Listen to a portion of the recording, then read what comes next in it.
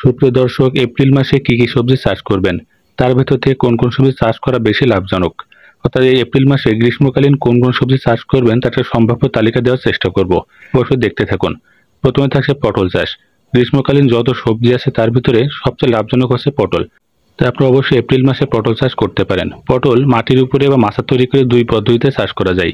তো মাটির উপরে চাষ করার থেকে মাচার উপরে তৈরি করলে সবচেয়ে ভালো হয়, কারণ কোয়ালিটি অনেক ভালো থাকে। প্রতিদিন সকালে উঠে হাতের সাহায্যে কৃত্রিম পরাগায়ন ঘটাবেন, এতে করে পটলের ফুল একটাও নষ্ট হবে না, প্রচুর ফলন হবে। এরপর থাকছে লাউ চাষ। তো আপনারা যদি লাউ চাষ করতেছেন, এখন এপ্রিল মাস উপযুক্ত সময় লাউ চারা রোপণ করার। সেক্ষেত্রে অবশ্যই একটি মাদার উপরে নির্দিষ্ট জায়গায় লাউ চারা তৈরি করে নির্দিষ্ট জমিতে সারিবদ্ধভাবে লাগিয়ে দিন এবং নিয়মিত সেচ এবং সার দিন। অবশ্যই চেষ্টা করবেন হাজারি লাউ চারা রোপণ করার, এতে ফলন ভালো হয়। এরপর থাকছে শসা চাষ। তো এই গাছটা দেখতে পাচ্ছেন 1 মাস বয়স এবং গাছে ফুল ফল আসতে শুরু করেছে। তো আপনি যদি শসা চাষ করতে চান, এখন উপযুক্ত সময় শসা চারা লাগিয়ে দিন জমিতে। তো বলে রাখি, শসা মালচিং পদ্ধতি বা মালচিং বাদে যে কোনো পদ্ধতিতে চাষ করা যায়, তবে মালচিং পদ্ধতিতে চাষ করলে সেচ সার কম লাগে, ফলন অনেক ভালো হয়। এরপরে থাকছে বেগুন চাষ। আপনি যদি বেগুন চাষ করতে চান, এপ্রিল মাস উপযুক্ত সময় গ্রীষ্মকালীন ভ্যারাইটি সংগ্রহ করে জমিতে বেগুন চাষ করতে পারেন। তো গ্রীষ্মকালীন ভ্যারাইটির ভিতরে শুকতারা, নয়নতারা বা তারাপুরি জাতের বেগুন খুব উচ্চ ফলনশীল। এরপরে থাকছে কচু চাষ। দুই ধরনের কচু চাষ করা হয়, একটা হচ্ছে লতি কচু আর একটা হচ্ছে মুখী কচু।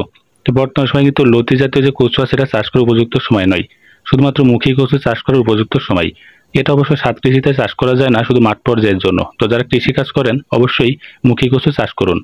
এরপর থাকছে কলমি শাক চাষ। যারা শহরে থাকেন, ছাদ কৃষি হিসেবে চাষ করতে চান, একটা বালতির ভিতরে বা টবের ভিতরে কিছু জৈব সার সমৃদ্ধ মাটি ভর্তি করে ঠিক এরকম কয়েকটি চারা রোপণ করতে পারেন, ভালো ফলন পাবেন। পাশাপাশি যে কোনো কৃষি জমিতে আইলের এক পাশে দেখতে পাচ্ছেন এরকম সারিবদ্ধভাবে কলমি শাক চাষ করতে পারেন। এতে বাড়তি কোনো সেচ সার দেওয়ার দরকার পড়বে না, ফ্রিতে চাষ হয়ে যাবে।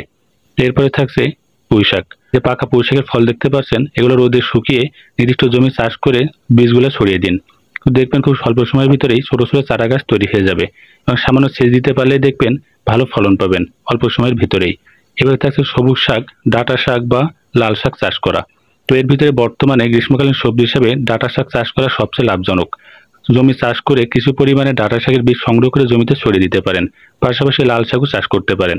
এগুলোর দাম অনেক ভালো থাকে, অনেক বেশি লাভবান হতে পারবেন। এবারে থাকছে বাঁধাকপি বা ফুলকপি চাষ। অনেকে দেখছি মাঠে বাঁধাকপি চাষ করছেন। তো বলে রাখি, এখন বর্তমানে বাঁধাকপি চাষ করার উপযুক্ত সময় নয়। এখন যদি চাষ করেন বেশিরভাগ ক্ষেত্রে লসের মুখোমুখি হবেন, তা চাষ না করাই ভালো।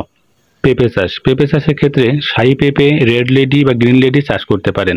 গাছে যখন পেঁপে ধরতে শুরু করবে, গাছের গোড়ার দিকে মাটিগুলো ঠিক এভাবে বাঁধাই করে দিবেন। দুই পাশে নালা দেখতে পাচ্ছেন, এর ভিতরে সেচ এবং সার প্রয়োগ করবেন। গাছের গোড়ায় কখনো সার দিবেন না।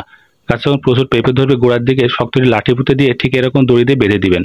এতে করে গ্রীষ্মকালীন সময় যে কালবৈশাখীর ঝড়ে গাছ ভেঙে পড়ে, সে ভেঙে পড়া দেখবেন রোধ হবে। সেই সাথে লেবু চাষ। তবে বর্তমানে যাদের লেবু গাছে লেবু ধরতে শুরু করেছে, অবশ্যই বলবো নিয়মিত পানি দেওয়ার চেষ্টা করুন। কারণ গ্রীষ্মকালীন এই সময় অর্থাৎ এপ্রিল মাসে গাছে প্রচুর পানির সংকট থাকে। পানি না দিলে ফুল ফল ঝরে পড়বে। তো বেশি পানি দিতে পারলে লেবু যেমন রস ভালো হবে, সেই সাথে লেবু গাছের ফলন হবে অনেক বেশি। এরপরে রয়েছে করলা চাষ। এপ্রিল মাস সবচেয়ে উপযুক্ত সময় করলা চাষ করার। করলা মাটির উপরে অথবা মাচা তৈরি করে দুই পদ্ধতিতে চাষ করা যায়। তো চেষ্টা করবে লম্বা করলাগুলো চাষ করার এবং মাচা তৈরি করে চাষ করার। এরপর রয়েছে মিষ্টি কুমড়া। মিষ্টি কুমড়া সারা বছর চাষ করা যায়। তো একটি পদ্ধতি দেখিয়ে দিই আপনাদেরকে। সেটি হচ্ছে, গাছ যখন ঠিক এরকম 8 থেকে 10 পাতা হয়ে যাবে, মাথাটি কেটে দিবেন। কেটে দেওয়ার ফলে প্রচুর পরিমাণে স্ত্রী ফুল আসবে, প্রচুর মিষ্টি কুমড়া ধরবে। মিষ্টি কুমড়ার ভিতরে হাজি, দানেশ, বাড়ি জাতের মিষ্টি কুমড়া উপযুক্ত। এপ্রিল মাসে আপনি অবশ্যই ভ্যারাইটিগুলো সংগ্রহ করে চাষ করবেন। এবার থাকছে ক্যাপসিকাম। আপনার যে কোনো সাত কৃষি হিসাবে বস্তার ভিতরে কয়েকটি ক্যাপসিকামের চারা সংগ্রহ করে জৈব সার সমৃদ্ধ মাটি ভর্তি করে তার ভিতরে লাগিয়ে দিতে পারেন। এতে করে দেখবেন খুব ভালো ক্যাপসিকাম পেয়ে যাবেন। তো ক্যাপসিকামের পরে সর্বশেষ থাকছে মরিচ চাষ। তো মরিচ গাছে কয়েকটা সমস্যা দেখা দেয়, সেটি হচ্ছে দেখতে পাচ্ছেন এই সময় বেশ করে গ্রীষ্মকালীন সময় ফুলগুলো ঝরে পড়ে। সেই সাথে মরিচ গাছের আকার বড় হয় না, অর্থাৎ মরিচ সাইজ হয় অনেক ছোট। সেই সাথে পাতা কোঁকড়ানোর সমস্যা তো অবশ্যই আছে।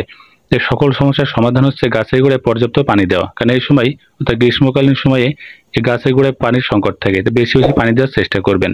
তো এপ্রিল মাসে চাষযোগ্য কয়েকটি সবজি তালিকা দেখিয়ে দিলাম।